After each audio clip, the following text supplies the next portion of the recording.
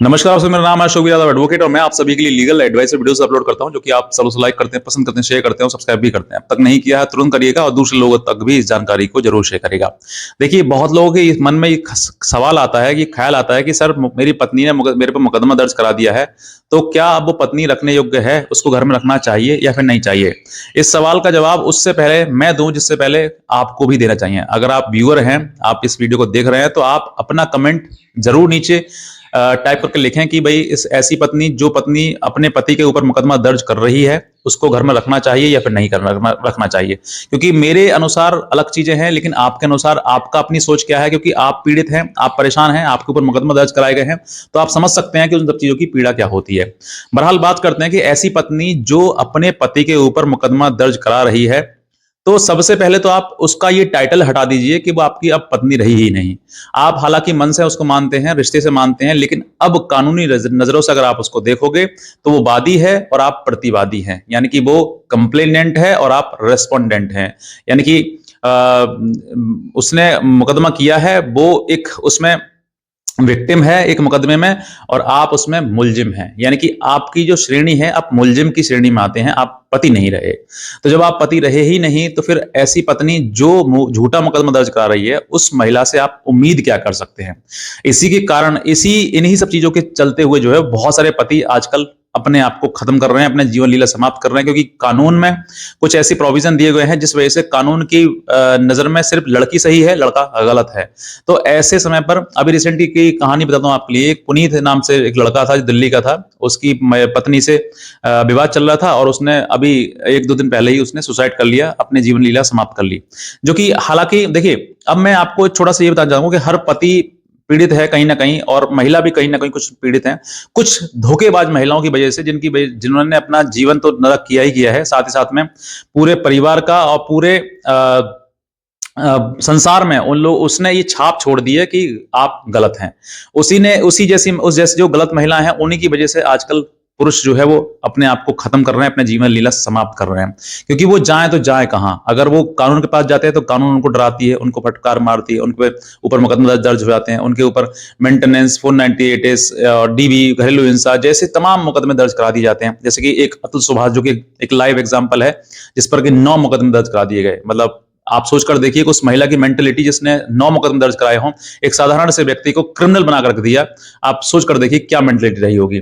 तो ऐसी पत्नी जो आपके साथ में रहकर आपके ऊपर धोखे से या झूठे मुकदमे दर्ज करा रही है, तो आप समझ जाइए कि वो महिला को अगर आप दोबारा उसको घर में लेकर आते हैं, तो आपके पास अब तक जो उसके साथ सबूत नहीं था, अब वो सबूत ढूंढेगी और आपको दोबारा से किसी ऐसे अपराध में फांस देगी जिसमें कि आप निकलना आपके लिए भारी हो जाएगा, दुश्वार हो जाएगा। क्योंकि ऐसा बहुत सारे केस अब तक आए हैं कि पत्नी जो है पति के साथ में मिलकर आई, मतलब उससे कॉम्प्रोमाइज कर लिया, फैसला कर लिया और मुकदमे खत्म नहीं करे, और वो घर पर आई और उसने ऐसा कुछ कांड कर दिया घर में आकर कि वो पूरा परिवार जो है 307 जैसे मुकदमे में बंद हो गया।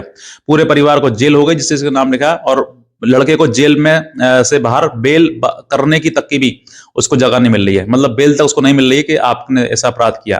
तो आपको ये सोचना है कि जिसने महिला ने एक बार झूठा मुकदमा दर्ज करा दिया, कि वो महिला घर में रहने योग्य है।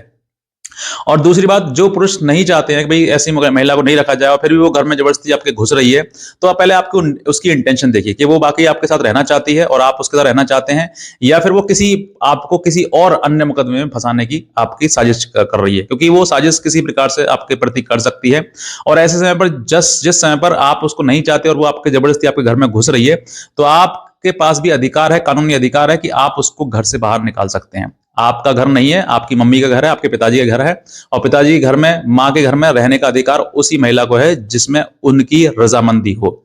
अगर माता पिता की रजामंदी नहीं है, तो फिर महिला घर में घुस नहीं सकती है, क्योंकि घर पिता का है, घर माँ का है, आपका नहीं है, परिवार पति का नहीं है।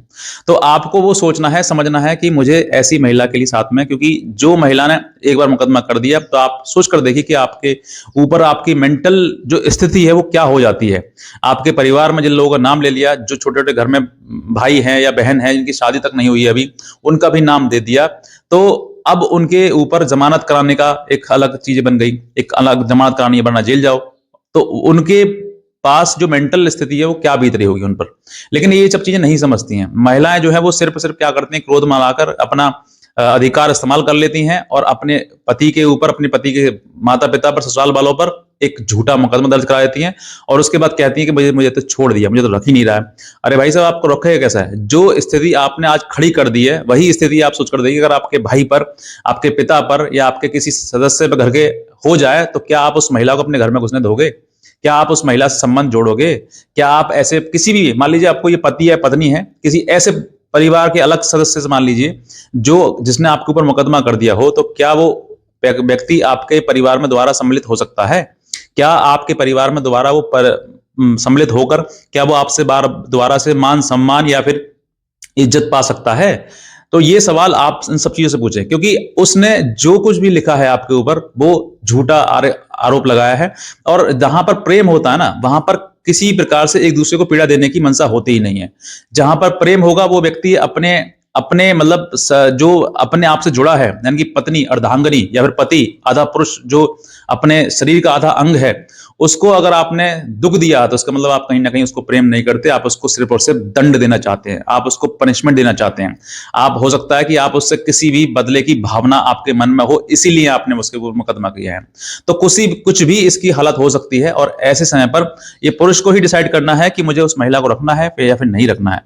हमारी इसमें कोई राय नहीं है, बस आपको देखना है कि मेरी जीवन लीला, मेरे साथ में जो मेरी संगनी है वो मेरे साथ रहेगी या फिर दोबारा से, आज मुकदमे आई है घर पे, दोबारा फिर चली जाएगी भाग के और मुकदमा दर्ज फिर करा देगी। ये आपको समझना है, ये आपको सोचना है, ये आपको अपने विवेकानुसार आपको सोचना है कि मेरा विवेक क्या कहता है, मेरे परिवार का विवेक क्या कहता है, क्या उसने मुकदमे करे हैं, किस तरीके से। क्योंकि कानून आपको कहीं ना कहीं जोर जबरदस्ती आपके साथ में करेगी और वो आपको समझना है कि मुझे किस महिला के साथ रहना है, किस प्रकार से अपना जीवन यापन करना है, किस प्रकार से अपने माता पिता का जीवन यापन करना है और किस प्रकार से मैं आगे उन्नति कर सकूं, पढ़ सकूं, लिख सकूं या फिर नौकरी कर सकूं या काम कर सकूं। और अगर आपका मन कहीं ना कहीं अतुल सुभाष की तरह ही कर रहा है करने का, तो आप थोड़ा रुकिए, ठहरिए और अपने माता पिता से बात करिए कि मेरे साथ में इस तरह की चीजें हो रही हैं, मैं क्या करूं। 100% कह रहा हूं आपको सॉल्यूशन मिल जाएगा, अपने माता पिता से ही सॉल्यूशन मिल जाएगा। और नहीं मिलता है तो हमारी वीडियोस देख लीजिएगा, वहां पर कहीं ना कहीं आपको सॉल्यूशन मिल जाएगा, बहुत सारी वीडियोस हैं। तो बस मैं इतना ही कहना चाहूंगा, अगर आप नए हैं तुरंत सब्सक्राइब कर लें और इस चैनल के लिए, और अगर आप नए हैं तो सब्सक्राइब करें और शेयर जरूर करें इस वीडियो के लिए, ताकि और भी पति जो है वो अपने आप को समझ सके कि हमें करना क्या है। तो बस मैं इतना ही कहना चाहूंगा। अगर आज का वीडियो देखने आपसे बहुत धन्यवाद।